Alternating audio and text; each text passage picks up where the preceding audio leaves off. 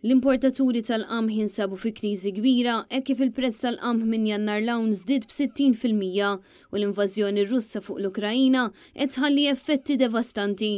Marco Kakija, kap eżekuttiv tal-kumpanija Federated Mills, stqar mal-Malta Today li minħabba l-invażjoni tar-Russja, il-provvista globali ġiet affettwata f'daqqa u kaġunta hekk il-prezzijiet qed jiżdiedu b'mod kostanti hekk kif il-pajjiżi u l-importaturi qegħdin ifittxu provvisti alternattivi barra mill-Ewropa tal-Lvant.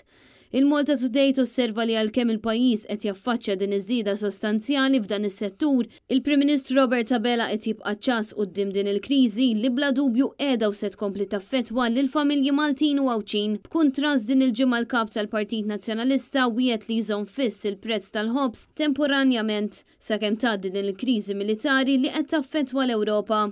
Intant anke l-Kamra tal-Kummerċ qed turi tħassib tagħha dwar din is-sitwazzjoni fil-Lvant tal-Ewropa, speċjalment l-effetti kbar fuq is-settur tal-manifattura.